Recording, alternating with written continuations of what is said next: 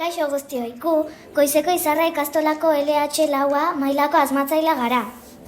Gu saiatzen gara sortzen ditugun hondakinak edukiontzi ezberdinetan sailkatzen. Birziklatzak baliabideak zaintzen laguntzen duelako eta kutsadura gutxitzen duelako, baina birziklatza prozesu korapilatsua izan daiteke. Adibidez, egun batean klip zaharrak zakarrontzi urdinera bota genituen eta paper eta kliplak nahaz egin ziren. Nola bereiztu material ezberdinak bakoitzak dagokion edukiontzira botatzeko? Bururatzen altzaizu zerbait? Zer nolako lana, buruari eragin eta asmatu dezagun zerbait. Goazen! Hauek dira erabilko ditugun materiala. Plastikozko botila bat, edalontzi bat, guraizeak, imanaz, zinta itazkorra, kartoizko hori bat, kartoizko xafla bi, makitxoak, klipak eta papetxoak. Eta behin, kartoizko horia moztuko dugu. Ondoren, kartoizko xafla batean tinta itsaskorrarekin pegatuko dugu. Hau gure makinaren euskarria izango da.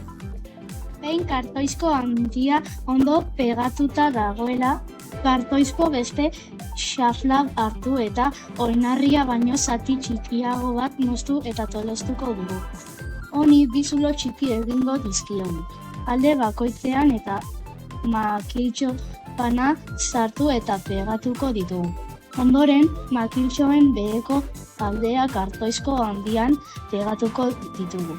Horrela, gure makinak papertxoak eta klipak botatzeko malda edukitzea lortuko dugu. Gero, plastikozko edalontzi bat hartu eta beheko aldean zulotxo bat egingo diogu.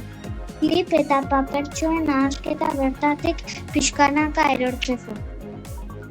Jarraian, plastikozko botila kontu handiz moztuko dugu.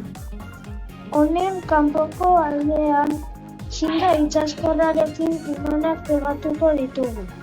Behin imanak prest daudela, edalontzi bat jarriko dugu azpian. Horrela gure makina erabiltzeko prest edukiko dugu. Beraz, goazen frogatzera.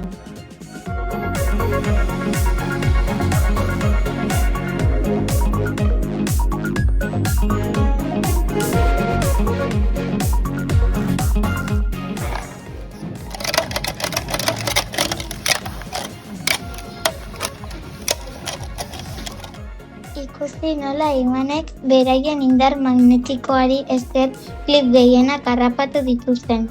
Paper zatiak, osterak edalontziak bukatu dute. Baina ez da perfektua. Zuk hobetu zenezake materialak bereizteko asmatu dugun makina hau?